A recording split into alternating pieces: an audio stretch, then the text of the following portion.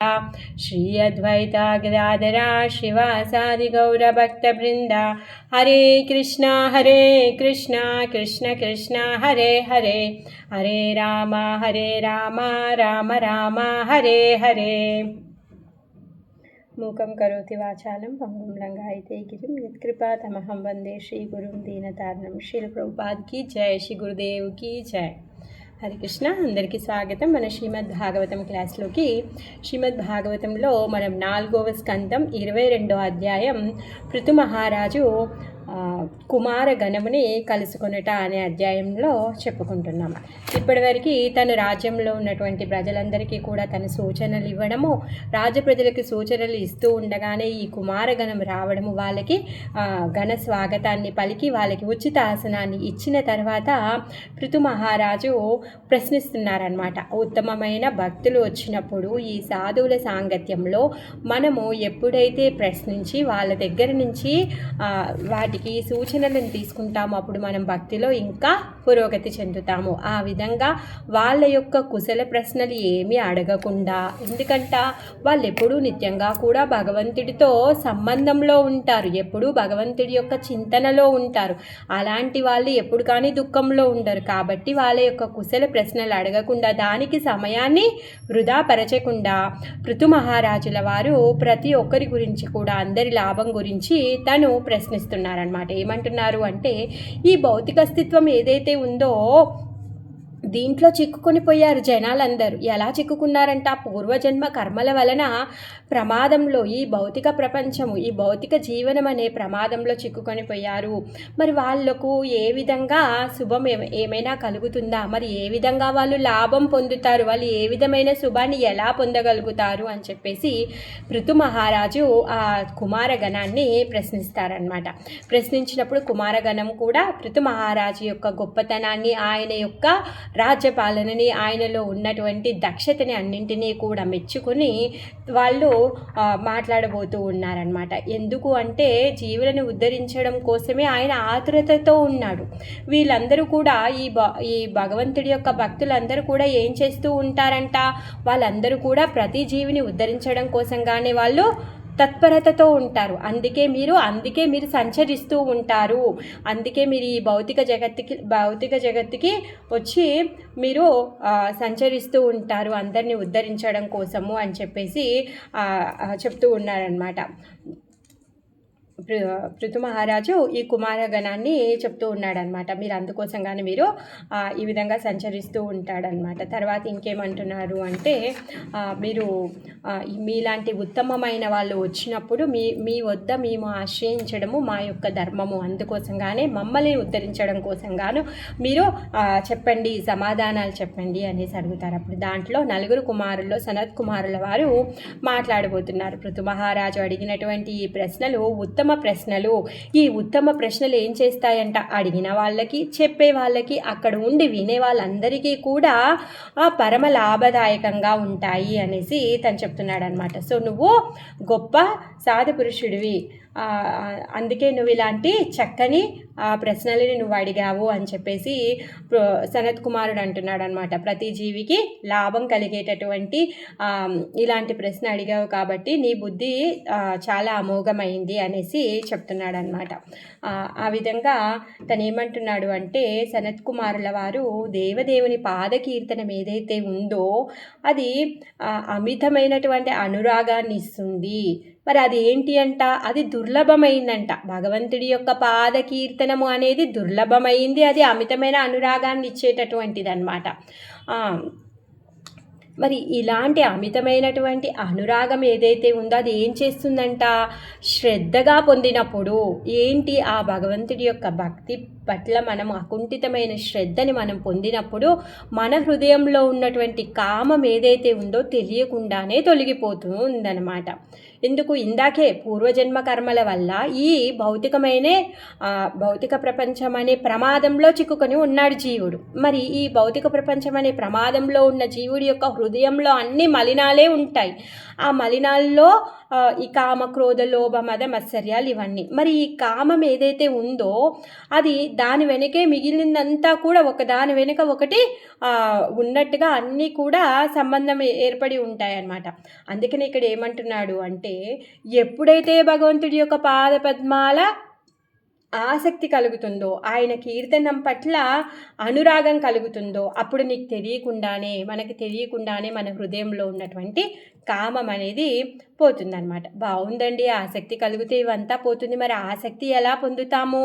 మరి శరీరం పట్ల ఆసక్తి ఉందే మాకు, ఇప్పుడు భగవంతుడు భక్తి పట్ల ఆసక్తి పొందడం అంటే ఏ విధంగా అనేసి మనకి డౌట్ వస్తుంది కదా. అందుకే చెప్తున్నారనమాట. ఏమంటున్నారంటే, భగవంతుడు ఈ త్రిగుణాలకు అతీతమైనటువంటి వాడు. అలాంటి వాడు అతనిని శరణాగతి పొందడం వలన మనము ఈ ఏదైతే అమితమైనటువంటి అనురాగం ఉందో భగవంతుడి పట్ల, ఆ అనురాగాన్ని మనం పొందుతాము. ఆ అనురాగమే మన హృదయంలో ఉన్నటువంటి ఈ కామాన్ని క్షాళనం చేస్తుంది అనేసి చెప్తున్నారు. మరి ఎలా, ఏం చెయ్యాలి అంటే భాగవత ధర్మాన్ని ఆచరించాలి అంట. మరి భాగవత ధర్మాన్ని ఆచరించడం అంటే భాగవతాన్ని వినడము, భాగవతోత్తముల ద్వారా వినడము, భగవంతుడి యొక్క సేవ చేయడం అన్నమాట. మరి భగవంతుణ్ణి సేవ చేయడం, భగవంతుడికి సేవ చేయడం. మరి భగవంతుడు ఎవరంట? సమస్త యోగాలకి ఈశ్వరుడు, అందుకే తనని యోగేశ్వరుడు అనేసి అంటాడనమాట. మరి అలాంటి యోగేశ్వరుడి యొక్క కథలని శ్రవణ కీర్తనాలు చేయడం వలన మనకి అప్పుడు భగవంతుడి పట్ల ఆసక్తి కలుగుతుంది. ఇవన్నీ ఏంటి? ఈ శ్రవణము, కీర్తనము ఏవైతే ఉన్నాయో అవి పరమ పవిత్రమైనటువంటివి. ఆ పరమ పవిత్రమైనటువంటి కార్యాలు మనం ఎప్పుడైతే చేస్తామో అప్పుడు మన హృదయం కూడా పవిత్రమవుతుంది. అందుకోసంగానే మనం ఏం చెయ్యాలి? ఈ యోగేశ్వరుడైన కృష్ణుడి గురించి మనము శ్రవణం చెయ్యాలి. ఎందుకు శ్రవణం చెయ్యాలి అంటే, మనము మన యొక్క ఆసక్తిని అభివృద్ధి పరచుకోవాలి అంటే శ్రవణం చెయ్యాలి. ప్రతి ఒక్క వస్తువు పట్ల కూడా మనకు ఆసక్తి ఎలా కలిగింది? దాని గురించి వినడం వల్లనే మనకు ఆసక్తి కలిగింది. ఏదైనా తినడం గురించి కావచ్చు, సినిమా గురించి కావచ్చు, వస్తువు గురించి కావచ్చు, ఏదైనా దేని గురించి అయినా కావచ్చు, దాని గురించి విన్నాం. అది చాలా తక్కువ రేటుకి వస్తుందనో, లేకపోతే దాంట్లో చాలా బాగుందనో, ఆ విధంగా దాని గురించి విన్నప్పుడు మనము దాని పట్ల ఆసక్తిని పొందాం.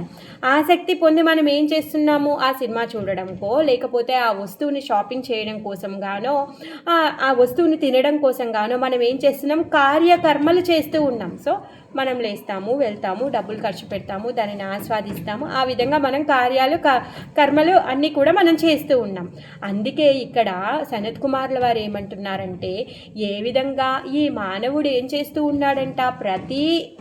ప్రతి ఒక్కదాని పట్ల ఆసక్తి ఎలా కలుగుతుంది అంటే, తను శ్రవణం ద్వారా ఆసక్తి కలుగుతుంది. ఆల్రెడీ మన లోపల పోయిన జన్మల నుంచి ఆ వాసన ఉంది. ఆ వాసనకి తోడయ్యి ఇంకా దాని గురించి మనం విన్నప్పుడు మనకి ఇంకా దాని పట్ల ఆసక్తి పెరుగుతుందన్నమాట. అందుకోసంగానే ఈ సమస్త ఐశ్వర్యాలు కలిగినటువంటి ఈ యోగేశ్వరుడి గురించి, ఆయన యొక్క మహిమల గురించి ఎప్పుడైతే శ్రవణం చేస్తామో అప్పుడు ఆయన పట్ల మనకి ఆసక్తి కలుగుతుంది అనేసి చెప్తున్నారు. మరి ఈ శ్రవణ కీర్తాలు అనేటివి ఏమైనా సామాన్యమైనవా అంటే కాదు, అవి చాలా పరమ పవిత్రమైనటువంటివి. ఇప్పుడు మనము గులాబ్ జామున్ గురించి విన్నామండి. పలానా స్వీట్ హౌస్లో గులాబ్ జామున్లు చాలా టేస్టీగా ఉన్నాయి, చాలా పెద్దగా ఉన్నాయని విన్నాము. అది విన్న తర్వాత మళ్ళీ మనకి ఏమనిపించింది? సరే, మనం అటు వెళ్ళినప్పుడు అది కొనుక్కొని తిందాము, మనం ఆస్వాదిద్దాము అని మనకు అనిపించింది. అవునా కదా? ఎప్పుడు అది విన్న తర్వాతే అది మనకి ఆ కోరిక ఇంకా అభివృద్ధి చెందింది. అఫ్కోర్స్ మనకి గులాబ్ జామున్ తినాలనే ఇష్టము మన లోపల ఉంది, లేదని కాదు. కానీ ఎప్పుడైతే మీరు శ్రవణం చేశారో, దాని గురించి శ్రవణం చేశారో, మీరు కార్యాన్ని కూడా చేస్తున్నారు. మరి దీనివల్ల ఏమవుతుంది? మన ఇంద్రియ తృప్తి మనం చేసుకుంటున్నాం. అలానే ఎప్పుడైతే భగవంతుని గురించి మనం వింటామో అప్పుడు మనకి ఏమనిపిస్తుంది? ఓకే, ఈరోజు నేను భగవంతుడికి నైవేద్యాన్ని అర్పించాలి, లేకపోతే నేను ఈరోజు భగవంతుడి యొక్క బాల్యలీలలు వినాలి, నేను ఈరోజు గుడికి వెళ్ళి భగవంతుడి యొక్క దివ్య మంగళ స్వరూపాన్ని దర్శనం చేసుకోవాలి అనేది ఇది పరమ పవిత్రమైనటువంటి కార్యాలు. ఈ కార్యాలు ఏం చేస్తాయి అంటే మన మనస్సుని శుద్ధి చేస్తాయి అన్నమాట. అలా కాకుండా మన ఇంద్రియాలని మనం సంతృప్తి పరచుకోవాలని మనం కార్యాలు చేస్తే అదేం చేస్తుంది? అది మన యొక్క కోరికని ఇంకా పెంచుతుంది అన్నమాట. సో మనం ఈరోజు గులాబ్ జామున్ తిన్నాం, మళ్ళీ రేపు ఇంకొకటి వెళ్ళి ట్రై చేద్దాం, మళ్ళీ ఇంకొకటి ట్రై చేద్దాం, మళ్ళీ ఇంకోటి ట్రై చేద్దాము అని చెప్పి మనసు ఎప్పుడూ కూడా ఊరికే ఇంకా ఆ స్వీట్ హౌస్కి ఇంటికి తిప్పుతూ ఉంటుందన్నమాట. అదే భేదము ఏంటి, ఏదైతే కార్యం ఉందో ఆ కార్యాన్ని భగవంతుడి యొక్క భక్తిలో మనం పెట్టామనుకోండి, అప్పుడు దాని పట్ల ఉన్నటువంటి కామం ఏదైతే ఉందో అది తొలగిపోతుంది. ఈ శ్రవణ కీర్తనము అనేటిది ఏదైతే ఉందో ఇది పరమ పవిత్రమైనటువంటి పద్ధతి. ఊరికే ఎరాగేరా కాదు, ఇదేదో ఊరికే అలా పద్ధతి ఇచ్చేసారు, ఆ పద్ధతి ద్వారా మీరు లాభం పొందుతారని ఊరికే నామకే వాస్తే చెప్పలేదండి.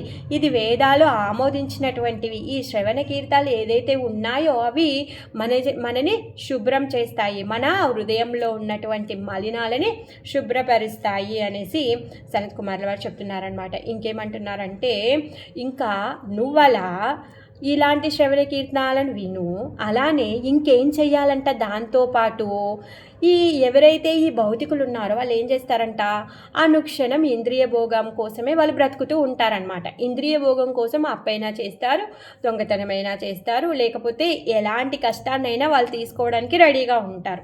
దాన్ని అర్జన చేస్తూ ఉంటారనమాట. చేసి వాళ్ళు వాళ్ళ యొక్క ఇంద్రియ భోగాన్ని వాళ్ళు అనుభవిస్తూ ఉంటారనమాట. అలాంటి వాళ్ళ యొక్క సాంగత్యాన్ని వదిలివేయాలి. ఎందుకు, తాగుబోతుతో ఉంటే మనకి తాగాలనే కోరిక కలుగుతుంది, తిరుగుబోతుతో ఉంటే మనకి తిరగాలనే కోరిక కలుగుతుంది. ఎందుకు అంటే మానవుడు సహజము, వాడి లోపల ఆ లక్షణం ఉందన్నమాట. ఏ మందలో ఉంటే ఆ విధంగా తను తయారవుతాడు. అందుకే మనం ఏ మందకు వెళ్ళాలంట, భక్తులు ఉండేటటువంటి మందకు వెళ్ళాలి, భక్తుల దగ్గరికి వెళ్ళాలి, భక్తుల సాంగత్యానికి వెళ్ళాలి.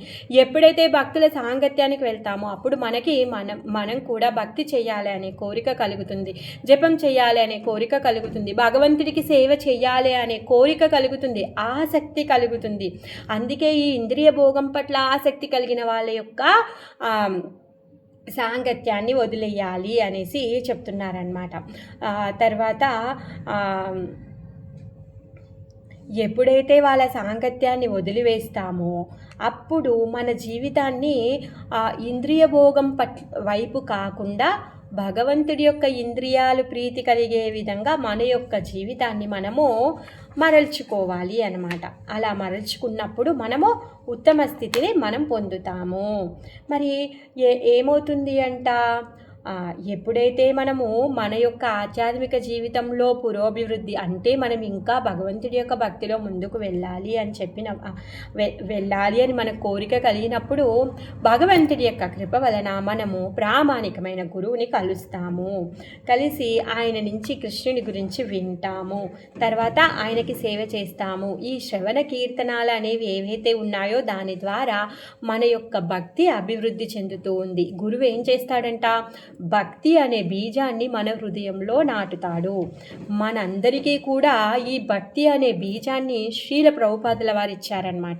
మరి ఈ శ్రీల ప్రభుపాదుల వారు ఇచ్చినటువంటి ఈ భక్తి అనే బీజం ఏదైతే ఉందో ఆ బీజము మొలకెత్తి అంకురించి అది చిన్న అంకురంగా మొదలైది మొక్కగా, ఆ తర్వాత తీగగా పారి అది పైకి ఎదగాలి అంటే ఏం చేయాలి, నీరు పోయాలి. ఏం నీరు పోయాలి అంటే మనము శ్రవణ కీర్తనం అనే నీరు పోయాలి. ఏంటి శ్రవణం చేయాలి, భౌతికమైన విషయాలు కాదండి, ఆ షడైశ్వర్యపూర్ణుడైనటువంటి కృష్ణుడి యొక్క ఆయన లీలల గురించి, ఆయన గుణాల గురించి, ఆయన శక్తి గురించి, ఆయన కార్యకలాపాల గురించి మనం శ్రవణం చేయాలి. తర్వాత కీర్తనం చేయాలి, ఆయనది విన్నది మరొకరికి చెప్పడం. అలా కాకుంటే ఆయన యొక్క నామాల్ని జపం చేయడం. ఎప్పుడైతే ఈ విధంగా మనం చేస్తామో అప్పుడు మన హృదయంలో ఉన్నటువంటి ఆ భక్తి బీజం ఏదైతే ఉందో అది పెరుగుతుంది. పెరిగి అది ఏం చేస్తుందంట, అది లతగా మారి మనని వైకుంఠానికి చేరుస్తుంది. వైకుంఠం అంటే ఏంటి, కుంటాలు లేనటువంటిది. అంటే కుంఠము అంటే బాధలు, కష్టాలు, దుఃఖాలు, అవమానాలు, తర్వాత నష్టాలు, ఇంకా అన్నీ ఏవైతే మనకిష్టం లేనివి ఏవైతే ఉన్నాయో అవన్నీ కూడా కుంటాలు. మరి వైకుంఠం అంటే ఏంటి, ఈ కుంటాలేవి లేనటువంటి ప్రదేశం వైకుంఠం. అక్కడ ఏముంటుంది అంటే నిత్య నిత్య ఆనందం ఉంటుంది. అక్కడ సాక్షాత్ సచ్చిదానంద విగ్రహ స్వరూపుడైన స్వామి ఉంటారు. ఆయన యొక్క సాంగత్యంలో మనం నిత్యంగా ఆనందంలో మనం ఉంటామన్నమాట. మరి అలాంటి స్థితికి వెళ్ళాలి అంటే మనం ఏం చెయ్యాలి? ఫస్ట్ దుస్సాంగత్యాన్ని వదిలిపెట్టాలి, సత్సాంగత్యాన్ని స్వీకరించాలి. అక్కడ మనము శ్రవణ కీర్తనాలు చేయాలి. అప్పుడే మనము భక్తిలో పురోగమించగలుగుతాం. ఈ విషయాలన్నీ మనము పోయిన వారం చర్చించుకున్నాం. ఈరోజు శ్రీమద్ భాగవతం 4వ స్కందం 22వ అధ్యాయం 24వ శ్లోకా నుంచి మనము కొనసాగించుకోవాలి. ఇంకా సనత్ కుమారుల వారు కొనసాగిస్తున్నారు. ఆల్మోస్ట్ ఇంకా 15-16 శ్లోకాల వరకు తను చెప్తారు. ఇంకా ఏ విధంగా మన యొక్క భక్తిని పెంచుకోవడం కోసం మన లోపల ఉన్నటువంటి అలవాట్లను ఏ విధంగా మరల్చుకోవాలి, తర్వాత మరి ఇంద్రియ తృప్తి అనేది ఏదైతే ఉందో దాన్ని వదిలేసి పారిపోకుండా మన యొక్క ఇంద్రియాలని ఏ విధంగా భగవంతుడి వైపు టర్న్ చేయాలి అనేది ఆ విషయాలన్నీ కూడా ఇక్కడ సనత్ కుమార్ల వారు చెప్తున్నారనమాట. అహింసయా పారమహంసచర్యయా స్మృత్యా ముకుంద చరిత్యాగ్ర సీదునా యమైరకామైర్నియమైశ్చప్యనిందయా నిరీహయా ద్వంద్వ తితిక్షయా చ. ఎవరైతే ఈ ఆధ్యాత్మిక ఉన్నతిని పొందాలి అనుకుంటున్నారో వాళ్ళు ఏం చేయాలి అంట? అహింసగా ఉండాలి. ఇంకా పరమహంసచర్యయ, ఈ పరమహంసులైనటువంటి ఆచార్యుల యొక్క అడుగుజాడలో నడవాలి. స్మృత్య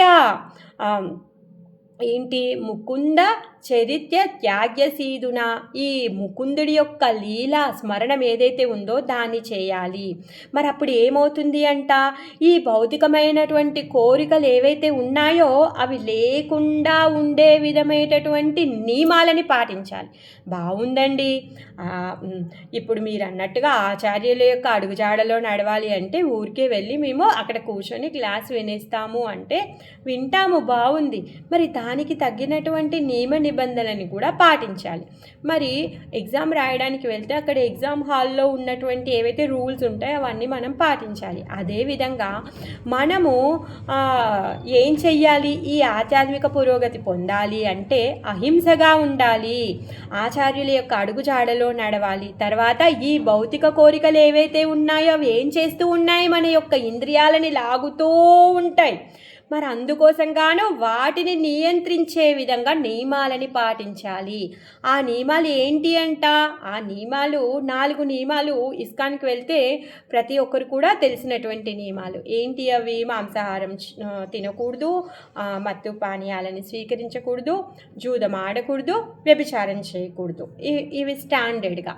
సో ఈ నియమాలను పాటిస్తూ ఉండాలి. ఇంకా ఇప్పుడు సనత్ కుమార్ల వారు ఏమంటున్నారంటే ఇతరులని ఇతరులని నిందించకూడదంట. తర్వాత సామాన్య జీవనాన్ని గడపాలి అనమాట. సింపుల్గా క్రిటికల్గా చేసుకోవద్దనమాట జీవితం. అప్పుడు ఏమవుతుందంట? నిరీహ ద్వంద్వ తితిక్షయాచ. అప్పుడు ఈ ద్వంద్వాలు ఏవైతే వస్తాయో, కష్టాలు నష్టాలు, తర్వాత లాభ నష్టాలు, తర్వాత మాన అపమానాలు, ఇవన్నీ ద్వంద్వాలు అనమాట. ఈ ద్వంద్వాలు వచ్చినప్పుడు మనము కొంచెం కూడా విచలితం అవ్వమన్నమాట. మనము సహించగలుగుతాము. ఎప్పుడైతే ఈ నియమ నిబంధనల్ని పాటిస్తూ ఆచార్యులు చెప్పినట్టుగా వాళ్ళ యొక్క అడుగుజాడలో మనము నడుచుకుంటూ ఉండి ఈ భౌతికమైనటువంటి కోరికలని ఈ నిబంధనలతో మనం కంట్రోల్ చేస్తూ ఉన్నప్పుడు అప్పుడు ఈ ద్వంద్వాలకి కలత చెందకుండా మనము స్థిరంగా ఉంటాము. అది మనం నేర్చుకోవాలి. ఈ ద్వంద్వ తితిక్షయగా ఉండడం నేర్చుకోవాలి అనేసి సనత్ కుమారులు చెప్తున్నారనమాట. ఆధ్యాత్మికోన్నతిని పొందగోరిన వాడు అహింసాపరుడై ఉండవలెను. ఆచార్యుల అడుగుజాడలను అనుసరించి ముకుంద లీలామృతమును సదా స్మృతి యందు ఉంచుకొనవలెను.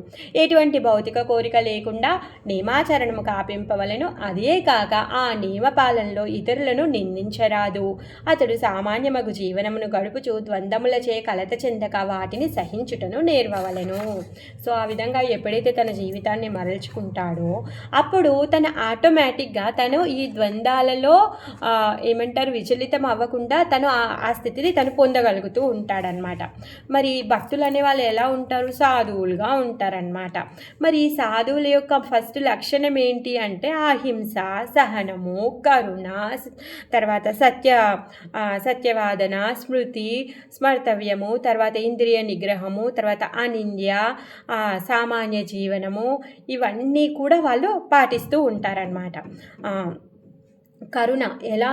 వాళ్ళు ప్రతి ఒక్కరి పట్ల కూడా కరుణ కలిగి ఉంటారనమాట. వాళ్ళు ఈ వేడి పట్ల కానీ, చలి పట్ల కానీ, అవమానాల పట్ల కానీ వాళ్ళకి ఎటువంటి ఏమంటారు ఉక్రోషం కానీ ఆక్రోషం కానీ రాదు. వాళ్ళు సహనంతో ఉంటారనమాట.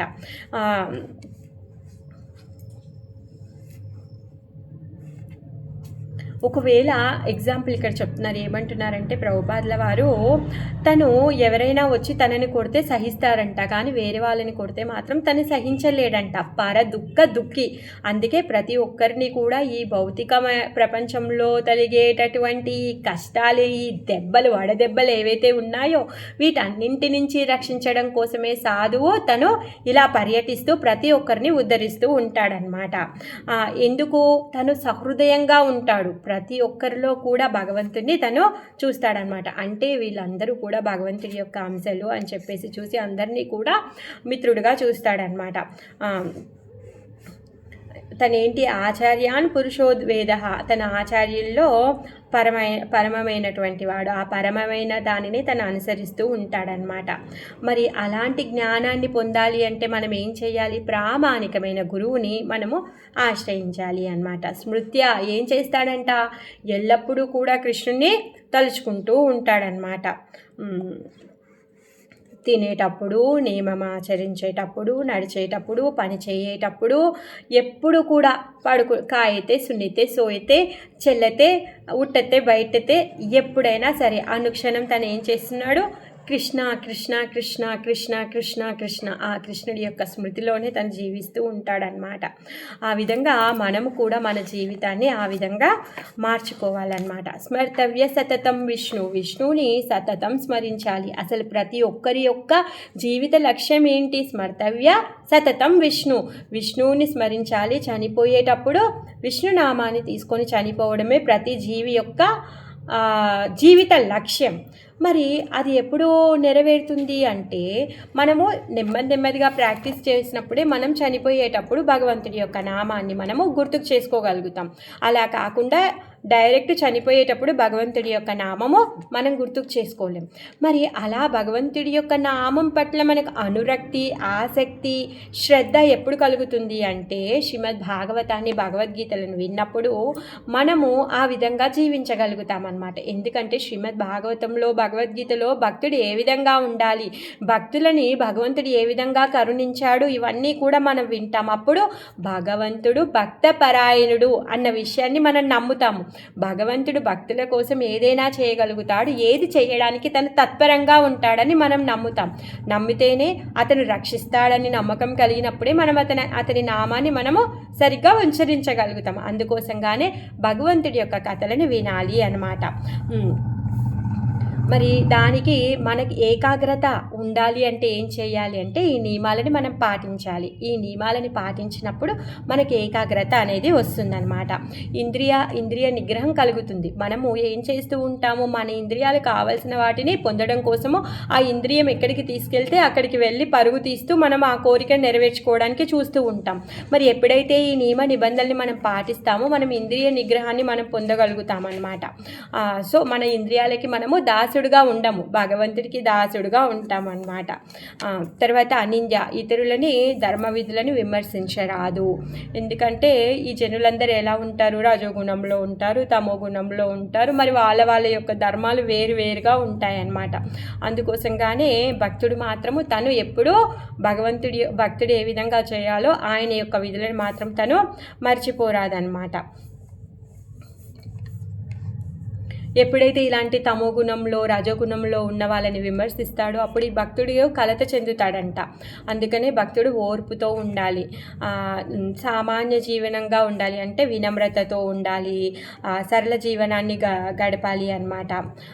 ఇంకా అలా అని చెప్పేసి శరీరాన్ని పట్టించుకోకుండా ఉండొద్దు. శరీరం ఎప్పుడు ఆరోగ్యంగా ఉండేటట్టు చూసుకోవాలి అన్నమాట. చూసుకొని తను భగవంతుడి సేవని చేయడానికి తను ఫిట్గా ఉండాలి అన్నమాట. మరి భౌతిక శరీరంలో ఉన్నాం కాబట్టి రోగాలు, నొప్పులు, తర్వాత ప్రకృతిలో వచ్చేటటువంటి బీభత్సాలు అవన్నీ కూడా కలుగుతూనే ఉంటాయి. అలా అని చెప్పేసి భక్తిని వదిలిపెట్టొద్దు అనమాట. ఏమంటాడు భగవద్గీతలో భగవంతుడు, కృష్ణుడు చెప్తాడు, తాం తితిక్షస్వ భారత, అంటే ఈ భక్తి చేస్తే ఈ రోగాలు రావద్దని లేకపోతే కష్టాలు రావద్దని అంటారు. కానీ అలా కాదు, వీటన్నింటినీ తట్టుకునేటట్టుగా నువ్వు తయారవ్వు అని చెప్తాడు. ఈ కలతలన్నింటినీ కూడా సహించు, ఈ కృష్ణ భక్తిలో స్థిరంగా ఉండు అని చెప్పేసి అర్జునుడికి కృష్ణుడు చెప్తాడనమాట. ఆ విధంగా మనం కూడా ఈ నియమాలన్నీ పాటిస్తూ ఉంటే భగవంతుడు మనకు శక్తిని ఇస్తాడనమాట. హేర్ముహస్తర్ పరకర్ణపూరా గుణాభిధానేన విజృంభమానయా భక్త్యాహ్యసంగః సదా సత్యనాత్మని స్యానిర్గణే బ్రహ్మని చాంజసారతిః. ఎవరైతే ఈ దివ్య గుణాలని నిరంతరం శ్రవణం చేస్తూ ఉంటారో తను ఆయన యొక్క తత్వంలో క్రమంగా అభివృద్ధి చెందుతాడంట. భక్తి తత్వంలో ఎప్పుడైతే భగవంతుడి యొక్క నిర్గుణమైనటువంటి దివ్యమైనటువంటి కథలను వింటూ ఉంటారో వాళ్ళ యొక్క భక్తి వృద్ధి చెందుతూ ఉంటుందన్నమాట. మరి భక్తుల యొక్క చెవులకి ఆభరణాలు ఏంటి అంటే బంగారపు మకర కుందనాలు లేకపోతే దిద్దులు బుట్టాలు అవి కాదంట అండి, భగవంతుడి యొక్క లీలలంట. ఈ భగవంతుడి యొక్క లీలలే భక్తుల యొక్క ఆభరణాలు అన్నమాట. ఆ విధంగా భగవంతుడి యొక్క భక్తి చేస్తూ వాళ్ళు ఏం చేస్తారంట, సులభంగా భగవద్ధామాన్ని చేరగలుగుతారు అనేసి చెప్తున్నారు. దేవదేవుని దివ్య గుణముల నిరంతర శ్రవణము చే భక్తుడు భక్తితత్వమును క్రమంగా వృద్ధి కావించుకొను. ఎప్పుడైతే శ్రవణం చేస్తామో అప్పుడు నెమ్మదిగా క్రమంగా అది అభివృద్ధి చెందుతుంది. భగవల్లీలలు భక్తులకు కర్ణాభూషణములు వంటివి. భక్తియుత సేవ చేయుచు భౌతిక గుణములను దాటుట ద్వారా అతడు నిర్గుణ పరబ్రహ్మముతో సులభంగా సుస్థిరుడు కాగలడు. మెయిన్ ఇక్కడ మనకు చెప్పేది శ్రవణం, భగవంతుడి యొక్క కథా శ్రవణం. అందుకే నిత్యం భాగవత సేవయా, ప్రతిరోజు కూడా భగవంతుడి యొక్క శ్రీమద్ భాగవతాన్ని, భగవంతుడి యొక్క కథలని మనం శ్రవణం చేయాలి అన్నమాట. ఎప్పుడూ భగవంతుడి యొక్క కథలను వింటూనే ఉండాలి అన్నమాట. అదే ఉన్నతమైన జీవనానికి మనకి సహాయం కలిగిస్తుంది అన్నమాట. ఎవరైతే ఈ భగవద్గీతని భాగవతాల్ని ఉత్తమమైన ఆత్మదర్శులైనటువంటి భక్తుల ద్వారా వింటారో వాళ్ళ యొక్క భక్తియుత సేవ ఏదైతే ఉందో వాళ్ళ భక్తియుత సేవలో వాళ్ళ ఆకర్షణ పెరిగి వాళ్ళ భక్తి ఇంకా దృఢమవుతుందంట. వాళ్ళు భక్తిలో చాలా ముందుకి వెళ్తారనమాట. ఎంతగా భగవంతుడి గురించి వింటామో అంతగా భక్తి యోగంలో వాళ్ళు పురోగమిస్తారనమాట. అంతగా భక్తిలో వాళ్ళు అభివృద్ధి చెందుతూ ఉంటారనమాట. మరి ఎంతగా భక్తిలో అభివృద్ధి చెందితే అంతగా ఈ భౌతిక ప్రపంచం నుంచి ఆసక్తి తగ్గుతూ ఉంటుందన్నమాట. అందుకే మరి ఈ భౌతిక జగత్తు పట్ల ఆసక్తి తగ్గాలి అంటే ఏం చెయ్యాలి? ఇప్పుడు ఇల్లును వదిలేసి హిమాలయాలకో అడవికో కాదండి వెళ్ళడం, మన యొక్క ఆసక్తిని కృష్ణుడి పట్ల పెంచుకోవాలి అన్నమాట. ఎప్పుడైతే మన ఆసక్తి కృష్ణుడి పట్ల పెరుగుతుందో ఈ భౌతిక ప్రపంచంలో ఉన్నటువంటి ఆసక్తి తగ్గిపోతూ ఉంటుందన్నమాట. అందుకే వైకుంఠానికి వెళ్ళాలి అని ఎవరైతే నిశ్చయించుకుంటే వాళ్ళు ఏం చేయాలి అంటే ఈ భౌతిక ప్రపంచం పట్ల రుచిని తగ్గించుకోవాలి. మరి రుచిని ఏ విధంగా తగ్గించుకోవాలి అది ఇంకా విపులంగా చెప్తున్నారు ఇక్కడ. యదారతిర్బ్రహ్మణి నైష్టికి పుమా నాచార్యవాజ్ఞాన విరాగరంహసా దాహత్య వీర్యం హృదయం జీవకోశం పంచాత్మకం యోనిమివోత్తితోగ్నిహో. ఇక్కడ శరీరం గురించి చెప్తూ ఉన్నారనమాట. ఆ శరీరం ఏ విధంగా మనని కప్పివేస్తుంది అన్న విషయము చెప్తూ ఉన్నారు. ఏంటంట, ఇప్పుడు ఇంకా ఈ కర్రలో పుట్టిన అగ్ని ఏమవుతుంది, ఆ కర్రని దహింపచేస్తుంది. అదేవిధంగా మన లోపల పుట్టినటువంటి భక్తి ఏదైతే ఉందో మన యొక్క ఈ భౌతిక శరీరాన్ని అది దహించి వేస్తుంది అని చెప్పేసి చెప్తున్నారనమాట. ఏమంటున్నారంటే, హృదయ కోశంలో నిలిచి పంచభూతములతో కప్పబడే జీవుడు గురు కరుణ చేత జ్ఞానోదయము చేతను వైరాగ్యము చేతను భగవద్ అనురక్తిలో సుస్థిరుడైనప్పుడు అరుణి నుండి ప్రజ్వలించే అగ్ని దానిచే దగ్ధము చేయు రీతి తన భౌతిక ఆచాదనములను దగ్ధమొనర్చును. ఏవైతే అంటే ఈ పాంచభౌతికమైనటువంటి శరీరంతో జీవుడు కప్పబడి ఉన్నాడు. మనం ఏమనుకుంటున్నామో, ఎవరు అంటే ఈ శరీరమే నేను అనేసి అనుకుంటున్నాం. కానీ మనము సచ్చిదానంద విగ్రహులమైన ఆత్మలము. మనం శరీరం కాదు, ఈ శరీరంలో ఉన్నటువంటి ఆత్మలమే మనం అన్నమాట. కానీ ఈ శరీరాన్ని తీసుకున్న తర్వాత మనమే శరీరము అనేసి అనుకుంటున్నాం అన్నమాట. మరి మనం ఈ శరీరం కాదు, మనం ఆత్మ. ఈ శరీరం తాత్కాలికమైంది, మనం శాశ్వతమైన వాళ్ళము అని ఎప్పుడు తెలుసుకోగలుగుతామంట? గురువు ఎప్పుడైతే గురు కరుణ కలుగుతుందో మనకి, అప్పుడు ఈ జ్ఞానోదయాన్ని పొందుతామన్నమాట. మరి ఈ జ్ఞానోదయాన్ని పొంది వైరాగ్యం వస్తుందంట. ఎలాంటి వైరాగ్యము? హిమాలయాలకో అడవికి వెళ్ళేటటువంటి వైరాగ్యం కాదండి. ఈ శరీరం పట్ల ఉన్నటువంటి ఆసక్తి ఏదైతే ఉందో, నేను శాశ్వతము, ఈ శరీరంతో నేను శాశ్వతంగా ఇక్కడుండి ఎంజాయ్ చేయాలి అనేసి అనుకుంటే ఉండేటటువంటి ఆసక్తి ఏదైతే ఉందో, ఆ ఆసక్తి పట్ల వైరాగ్యం కలుగుతుంది అన్నమాట. అప్పుడు భగవంతుడి పట్ల అనురక్తి కలుగుతుంది అన్నమాట. ఎప్పుడైతే మనకి ఈ శరీరం పట్ల ఆసక్తి తగ్గి భగవంతుడి పట్ల అనురక్తి పెరుగుతుందో, అప్పుడు భగవంతుడి యొక్క భక్తిలో మనము స్థిరం పొందుతామన్నమాట. అందుకనే ఈ స్థిరత పొందాలి అంటే ఈ భౌతికమైన అడ్డంకులు ఏవైతే ఉంటాయో వాటిని మనము తొలగిపోయే విధంగా చూడాలి. ఎప్పుడు తొలగిపోతాయి? గురువు యొక్క కరుణ చేతనే అవి తొలగిపోతాయి అన్నమాట. మన హృదయంలో జీవాత్మ ఇంకా పరమాత్మ వీళ్ళిద్దరూ కూడా ఉంటారన్నమాట. మరి ఈ జీవాత్మ పరమాత్మ నీ హృదయంలో మలినాలు తొలగకున్నా నీతో పాటు పరమాత్మ ఎప్పుడూ ఉంటాడు. కానీ ఈ జీవాత్మ ఎప్పుడైతే హృదయంలో ఉన్నటువంటి మలినాలన్నీ తీసేస్తుందో, అప్పుడు పరమాత్మతో తనకి ఒక స్పెషల్ కనెక్షన్ అనేది వస్తుందన్నమాట. ఆయన యొక్క సంబంధము తను తెలుసుకోగలుగుతాడనమాట. ఆ విధంగా ఎప్పుడైతే భక్తి చేస్తామో ఈ భౌతిక శరీరం పట్ల ఉన్నటువంటి ఆసక్తి దగ్ధమైపోతుంది. అలా ఎలా అయితే ఆ చెక్కలో పుట్టినటువంటి మంట చెక్కని దహింపచేస్తుందో, ఆ విధంగా మనము చేసేటటువంటి భక్తి మనకున్నటువంటి ఆసక్తిని తీసేస్తూ ఉంటుందన్నమాట. మరి ఏంటి, ఇంకేం తీసేస్తూ ఉంటుంది అంట? పంచభూత శరీరం నుంచి బయటపడతాం. ఏంటి ఆ 5 అంటే ఈ గాలి, నీరు, నిప్పు, ఆకాశంతో కూడినటువంటి ఈ శరీరంతో బయటపడడం కాదు. ఏంటివంటే అది అజ్ఞానము, మిథ్యాహంకారము, భౌతిక జగత్తు పట్ల ఉండేటటువంటి ఆసక్తి, మత్సరము, ఇంకా భౌతిక చైతన్యం. ఈ 5 అనమాట. ఈ 5 నుంచి మనం బయటకు వస్తాం. అజ్ఞానం ఏంటి? అదేంటండి అజ్ఞానం ఎక్కడుంది? మాకు చాలా జ్ఞానం ఉంది, మేము పిహెచ్డీలు చేశాము, తర్వాత డబుల్ పిహెచ్డీలు చేశాము, మాకు తెలియంది ఏమీ లేదు అనుకుంటే సరిపోదు. ఎందుకు? మనం ఈ శరీరము అనే అజ్ఞానంతో ఉన్నాము. మనం ఈ శరీరం కాదు, మనము ఈ శరీరము తాత్కాలికమైంది, మనము శాశ్వతమైన వాళ్ళము. అది నిజమైన జ్ఞానము. అది తెలుసుకోకపోతే మనం అజ్ఞానంలో ఉన్నట్టే. మరి మిథ్యాహంకారము ఏంటా మిథ్యాహంకారము అంటే, నేను, నాది, నాకు, నేను ఎంజాయ్ చేయాలి అనేది మిథ్యాహంకారం.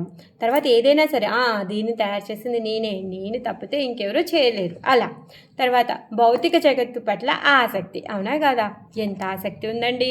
చాలా సంపాదించాలి, చాలా మంచి ఇల్లు కట్టుకోవాలి, లేకపోతే చాలా మంచి కారు కొనుక్కోవాలి, మంచి ఫోన్ కొనుక్కోవాలి, మంచి మంచి చీరలు కొనుక్కోవాలి, మంచి మంచి పదార్థాలను తినాలి, ఎప్పుడు కూడా ఈ శరీరం హెల్తీగా ఉండాలి. అలా మనకి ఎన్నో ఆసక్తులు ఉన్నాయి. భౌతిక జగత్తు పట్ల ఆసక్తి మన శరీరం పట్లనే కాకుండా ఈ జగత్తు పట్ల కూడా మనకు ఆసక్తి అన్నమాట. మత్సరం, ఇంకా మన దగ్గర ఉన్న దాని పట్ల మనకి ఎంత మత్సరం ఉందంటే, నేనే గొప్ప, నాకంటే ఇంకా గొప్పవారు ఇంకెవరు లేరు, ఉండకూడదు కూడా అలా. తర్వాత భౌతిక చైతన్యం. సో నేను ఎప్పుడు ఎంజాయ్ చేస్తూనే ఉండాలి. భౌతిక చైతన్యం నాది నాది నాది నాకు నాకు నాకు ఐ వాంట్ టు ఎంజాయ్. చచ్చాక ఎవడు చూస్తాడండి? బతుకున్నన్ని రోజులు బాగా ఎంజాయ్ చేయాలన్నమాట. మరి ఈ 5 నుంచి బయటికి రావాలి. మరి ఎప్పుడు బయటికి రాగలుగుతామంట? ఎప్పుడైతే జ్ఞానాన్ని వైరాగ్యాన్ని పొందుతామో. ఏ జ్ఞానము? మనం శాశ్వతమైన వాళ్ళం, మనము శరీరం కాదు, మనం ఆత్మలము అనే జ్ఞానాన్ని పొందినప్పుడు వైరాగ్యం కలుగుతుంది. దేని పట్ల వైరాగ్యం కలుగుతుంది? ఎప్పటికైనా ఇవన్నీ వదిలేసిపోయేది కదా, ఇది శరీరం అంట, అదేముందిలే అని చెప్పి మనకి ఎప్పుడైతే వైరాగ్యం శరీరం పట్ల కలుగుతుందో, ఈ భౌతిక ప్రకృతి పట్ల కలుగుతుందో, అప్పుడు ఇవేవైతే ఉన్నాయో మన లోపల ఈ 5 కూడా భస్మమైపోతాయి అన్నమాట. అప్పుడు కృష్ణుడి సేవని మనము బాగా చేయగలుగుతామన్నమాట. మరి ఎలా చేయగలుగుతాము? దానికి ఎవరో చెప్పాలి, చెప్పి నేర్పించే వాళ్ళు ఉండాలి కదా. అందుకే గురువుని ఆశ్రయించాలి.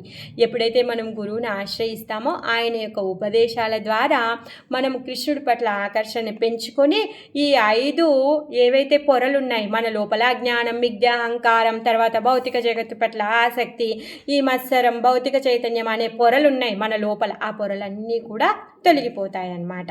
మరి ముక్తి పొందాలి అంటే ఏం చేయాలి? మనం అందరం కూడా ఏమనుకుంటాం? అబ్బా చాలు, ఇంకా ఇప్పటి వరకు పడిన కష్టాలు, ఇంకా తర్వాత కష్టాలు పడదలుచుకోవట్లేదు బాబోయ్, మాకు ఇంకా ముక్తి కావాలి అంటే ఈ కష్టం నుంచి ముక్తి కావాలా మనకి? లేకపోతే ఈ శరీరం నుంచి ముక్తి కావాలా? లేకపోతే ఎవరైతే మనని హింసిస్తున్నారో, బాధ పెడుతున్నారో వాళ్ళ నుంచి ముక్తి కావాలా? ఇంకా బెటర్గా ఆనందించాలా? అలా కాదు. ఎలాంటి ముక్తి కావాలి అంటే శాశ్వతమైనటువంటి ఆనందాన్ని, శాశ్వతమైనటువంటి భగవంతుడి యొక్క ప్రేమని పొందే విధంగా శాశ్వతంగా భగవంతుడి యొక్క సేవలో ఉండేటటువంటి ముక్తి కావాలి. మరి ఆ ముక్తి పొందాలి అంటే ఏం చేయాలి? భక్తి యోగ జ్ఞానాన్ని మనము అభివృద్ధి చేసుకోవాలి. మరి భక్తి యోగ జ్ఞానం ఏ విధంగా అభివృద్ధి చెందుతుంది అంటే మళ్ళీ మొదటికి వచ్చింది శ్రీమద్ భాగవతము, భగవద్గీతల్ని మనం శ్రవణం చేస్తూ ఉండాలి అన్నమాట. మరి ఇది శ్రవణం చేస్తే ఎలా సరిపోతుందా? మనం ఈ భౌతిక దేహంలోనే ఉంటాం కదా. అవును, కొబ్బరికాయ పచ్చిగా ఉన్నప్పుడు ఆ కొబ్బరి టెంకకు అంటుకొని ఉంటుంది, అవునా కాదా? మనకేమీ తెలియనప్పుడు మనం ఈ శరీరంలోనే ఉన్నాం. అది ఎండిపోయిన తర్వాత కూడా మొత్తం ఆ కొబ్బరి ఏదైతే టెంక ఉంటుందో ఆ టెంక లోపలనే ఉంటుంది, కానీ అది దానికి అంటుకొని ఉండదు. మనం ఈ శరీరంలోనే ఉన్నాం, కానీ ఈ శరీరం నేను అనే దానికి అంటి పెట్టుకొని ఉండమన్నమాట. మనం ఆ విధంగా మనము మన యొక్క అభిరుచిని భగవంతుడి యొక్క భక్తి పట్ల అభివృద్ధి చేసుకోవాలన్నమాట. అదే బ్రహ్మభూత స్థితి. భగవద్గీతలో కృష్ణుడు చెప్తున్నాడనమాట, నువ్వు బ్రహ్మభూత స్థితిలో ఉండు. ఎందుకు నేను యుద్ధం చేయను అనేసి అంటే ఇక్కడ నీదేమీ లేదు, నువ్వు సంపాదించింది ఏమీ లేదు, నువ్వు పోగొట్టుకునేది కూడా ఏమీ లేదు. నువ్వు నేను చెప్పినట్టుగా చెయ్యి, అది బ్రహ్మభూత స్థితి అని చెప్పాడు. అందుకే మనము కూడా ఏం చెయ్యాలి? ఈ దేహంతో, మనస్సుతో మనం ఏం చేయాలి? మన వాక్కుతో పూర్తిగా కృష్ణుడి యొక్క భక్తి చెయ్యాలి అన్నమాట. ఎప్పుడైతే కృష్ణుడి యొక్క భక్తి చేస్తామో మనం ఆ టెంకలో ఉండి కూడా ఎండిపోయిన కొబ్బెర ఆ టెంకకి అంటుకోకుండా ఏ విధంగా అయితే ఉంటుందో మనం ఈ శరీరంలోనే ఉంటాం, కానీ ఈ శరీరంతో మనం అతుక్కొని ఉన్నాము. మనము భగవంతుడి యొక్క అంశాలుగా ఉంటాము, భగవంతుడి యొక్క భక్తులుగా ఉంటాము, ఆయన యొక్క కింకరులుగా ఉంటాం అన్నమాట. అందుకే మనము ఇవి అలవరుచుకోవాలి. దగ్ధాశయో ముక్త సమస్య తద్గుణో నైవాత్మనో బహిరంతర్విచేష్టే పరాత్మన్యోర్యాద్వ్యవధాన పురస్తాత్ స్వప్నే యథా పురుష సద్వినాశే. ఏమవుతుందంట అప్పుడు? ఆ విధంగా ఉండడం వల్ల మన లోపల ఉన్నటువంటి భౌతిక కోరికలు ఏవైతే ఉన్నాయో ఆ కోరికలన్నీ కూడా వెళ్ళిపోతాయంట. వెళ్ళిపోయి మన యొక్క కర్మలు ఏవైతే ఉన్నాయో అంతరంగంగా కూడా బహిరంగంగా కూడా అన్నీ కూడా పవిత్రమైపోతాయి అన్నమాట. అప్పుడు ఈ ఆత్మ పరమాత్మ మధ్యలో ఉన్నటువంటి భేదం ఏదైతే ఉందో అది నశించిపోతుంది.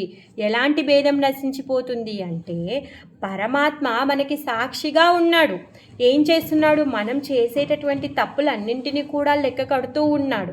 మనకు కావలసినవన్నింటినీ కూడా తాను సమకూరుస్తూ ఉన్నాడు.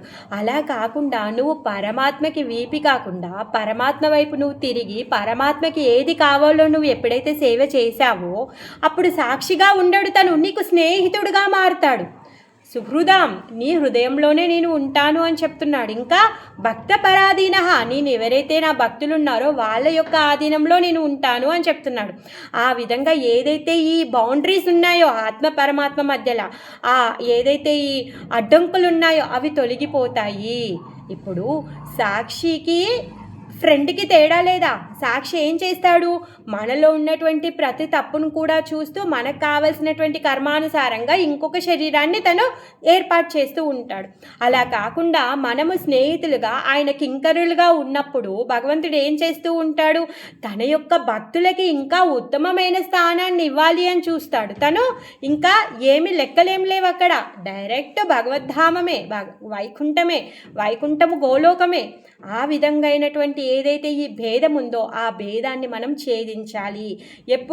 ఎప్పుడైతే ఈ భౌతిక కోరికల పట్ల ఉన్నటువంటి ఆసక్తి అంతా పోతుందో అప్పుడు మనము ఈ అంతరంగిక కర్మల ద్వారా, బహిరంగ కర్మల ద్వారా మనం ఏం చేస్తామో మనకున్నటువంటి ఆసక్తిని వదిలిపెట్టి భగవంతుడితో మనము ఆయన యొక్క ధామానికి వెళ్ళగలుగుతామన్నమాట.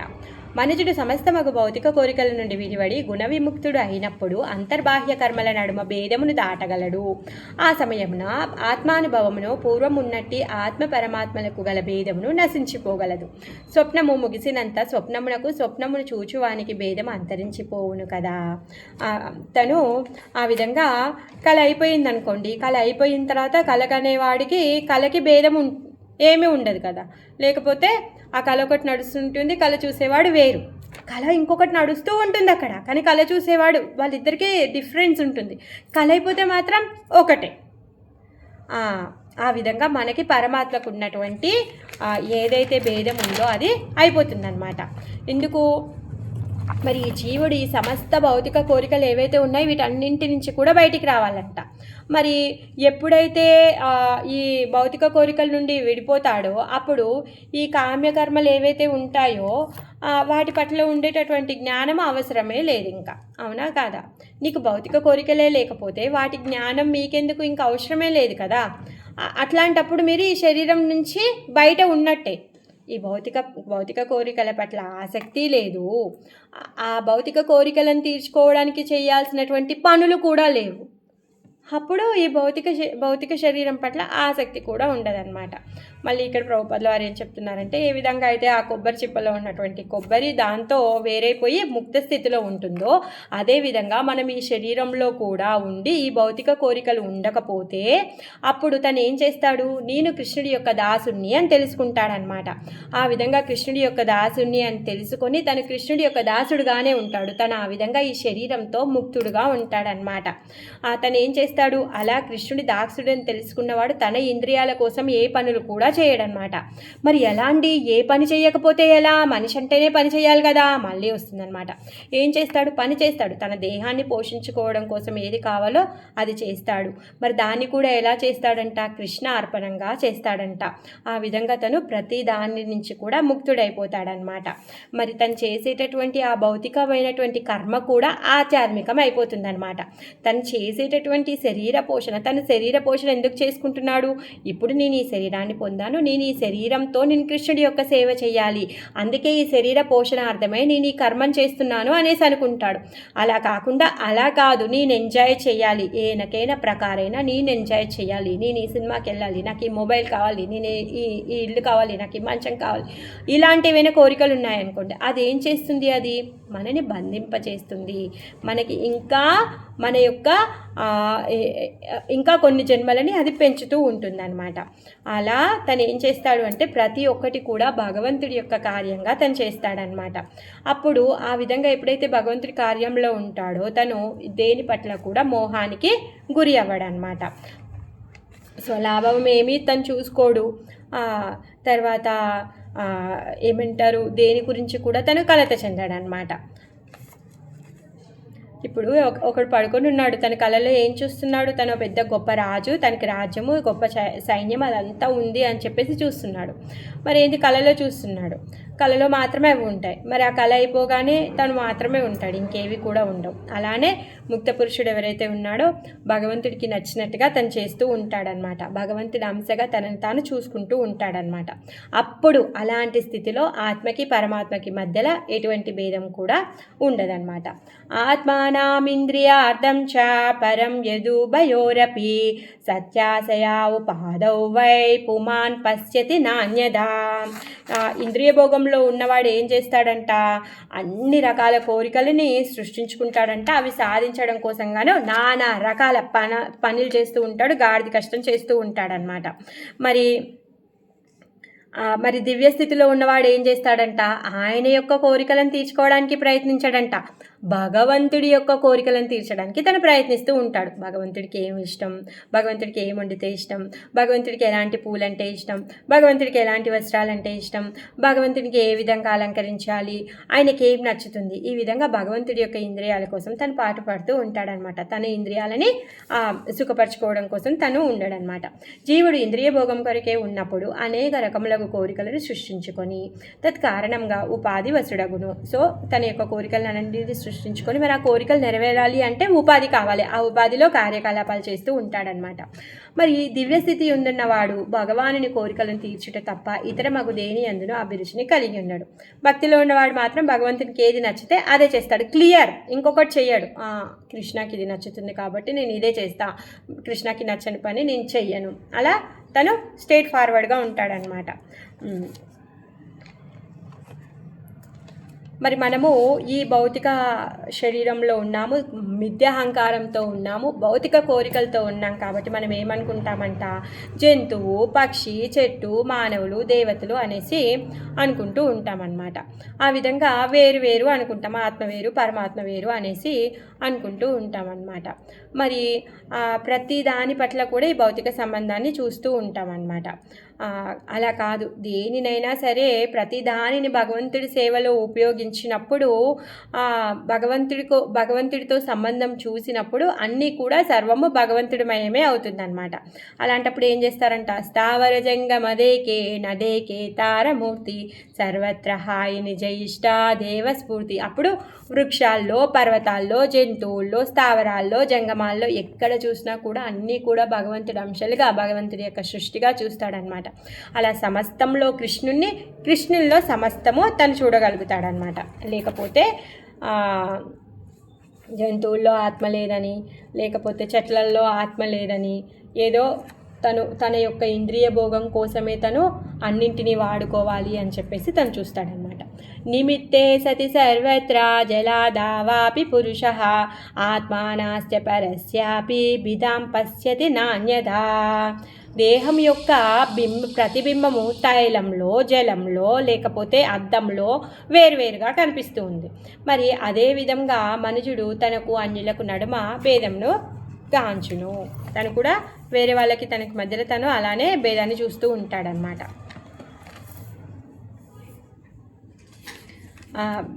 పరమాత్మ ఇంకా దేవాది దేవుడు స్వాంశ అన్నీ కూడా తనే. మరి స్వాంశలు ఏంటి, తన యొక్క స్వాంశలు వివిధ అవతారాలు తీసుకొని తను వస్తూ ఉంటాడనమాట.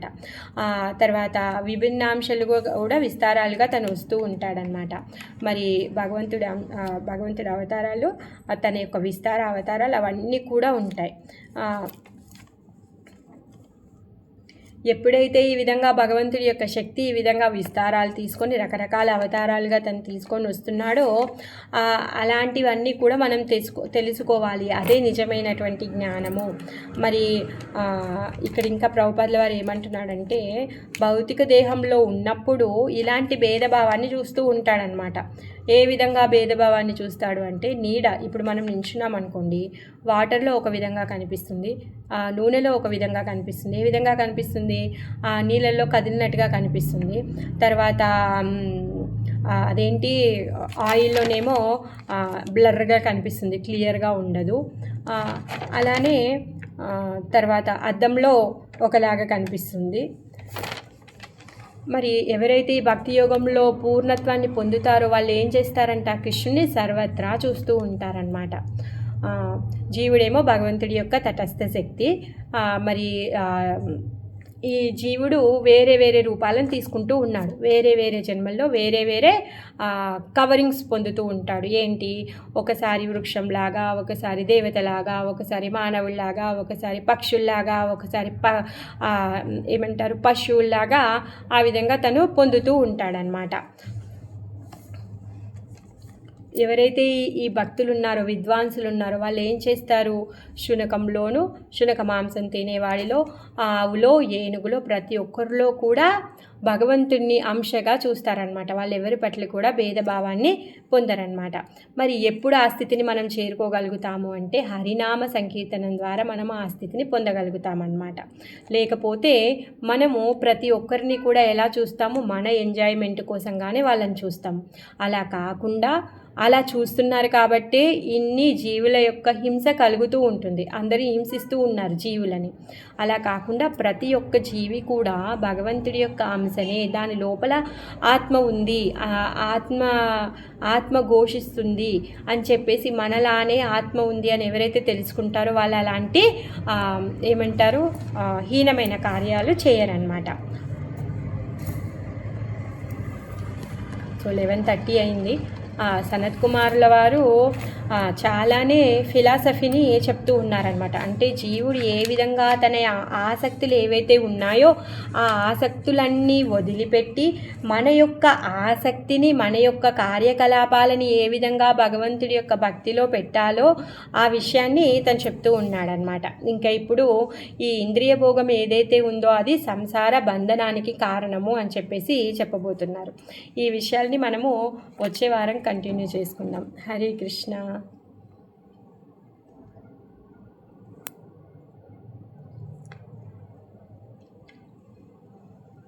మాతాజీ అర్థమైంది కదా క్లియర్గా? హరే కృష్ణ లేట్ గా జాయిన్ అయ్యాను, అర్థమైంది. ప్రతి దగ్గర కూడా భాగవతం కానీ కృష్ణలీల గారు అంత కృష్ణుడికి సంబంధించిందే కదా మాత? అంత కృష్ణుడికి సంబంధించింది. ఎందుకంటే అతనే దేవాది దేవుడు శ్రీకృష్ణ భగవానుడు. ఎందుకంటే ఆయన నుంచే ఈ పురుషావతారాలు కానీ, లీలావతారాలు కానీ, తర్వాత అన్ని అవతారాలు కూడా తన నుంచే వచ్చి మిగిలిన సృష్టి కార్యాలన్నీ కూడా తనే చేస్తున్నాడు. అందుకోసంగానే మనం ఏ విధంగా అయితే చెట్టు మూలానికి నీళ్లు పోసామనుకోండి, వేర్లకి నీళ్లు పోస్తే చెట్టు బాగా పెరుగుతుంది. అందుకే మనం ఎప్పుడైతే దేవాది దేవుడైన శ్రీకృష్ణుని మనం ఆరాధిస్తే, ఆయన యొక్క సేవ చేస్తే అప్పుడు మనము సంతృప్తి చెందుతాము, అప్పుడు వైకుంఠాన్ని చేరుకుంటాము అనేసి ఆచార్యులు చెప్తూ ఉన్నారనమాట.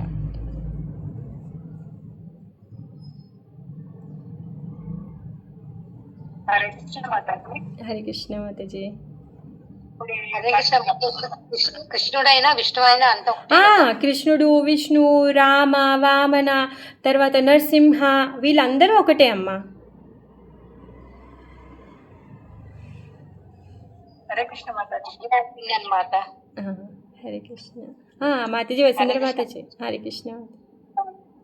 మనకి వైరాగ్యం వచ్చినప్పుడు పంచభూతములు అనే ఆచారాలను తొలగించుకుంటాము అని చెప్పని అనుకున్నాం కదా. ఈ పంచభూతములు బస్సులు ఎప్పుడైతే అవి అంటే మన ఆవుట్ అయిపోతాయో, అజ్ఞానం, నిత్యాహంకారం, భౌతిక జగం వేళ ఆసక్తి, మత్సరం పోతుందని. మత్సరం అంటే గర్వం కదా మాతాజీ? గర్వమే, అదే నేనే గొప్ప, నేనే గొప్పవాణి, నాకంటే గొప్పవాడు ఇంకొకటి లేడు. మరి మిథ్యాహంకారం అంటే అక్కడ నేను దేహం కాదు అనే భావన. మిథ్యాహంకారం అంటే అది కూడా ఈ మత్సరము, మిథ్యాహంకారం రెండు దగ్గరలోనే ఉంటాయి. నేనే గొప్ప అనేసి, తర్వాత ఏమంటారు నాకంటే గొప్పవాడు ఇంకొకటి లేడు అని అక్కడ కూడా అనుకుంటూ ఉంటాడు. ఒక లెవెల్లో మత్సరం అంటే ఆసక్తి, ఇంకా ఎక్కువ ఆసక్తి కలిగి ఉండడం అన్నమాట. అంటే నేను ఏమనుకుంటా అంటే మిథ్యాహంకారం అంటే మాయ కప్పి ఉండి నేను దేహముగా. అవును, ఇప్పుడు మనకి కోరికను పెంచుకోవడము అదే, అందుకే నాది, నేను, నాకు కావాలి, అది దానివల్ల. అంటే మన వాటి మీద మనం ఎక్కువ కోరికలు పెంచుకోవడమే ఈ పంచభూతాలతో మనం దగ్ధం చేస్తాం అలా. అంటే ఆ రెండు సేమ్ మీనింగ్ కదా? సేమ్ మీనింగ్, కాకపోతే ఈ మత్సరం అనేది ఇంకొక గ్రేడ్ ఎక్కువ అన్నమాట. ఇంకా ఎక్కువ ఆసక్తి కలిగి ఉండడం దాని పట్ల. ఆశ్చర్యం అంటారు కదా, అట్లా మత్సర్యం అదే. ఓకే మాతాజీ ఎందుకంటే దాని పట్ల ఎంత లోభం పెరిగిపోతుంది అంటే మనం ఇంకా దాన్ని వదలదలుచుకోలేదన్నమాట. కోరిక కలిగి ఉండడం, ఆసక్తి కలిగి ఉండడం ఒక లెవెలు, ఇంకా దాన్ని వదిలిపెట్టకుండా ఉండకపోవడం ఇంకొక లెవెల్ కదా.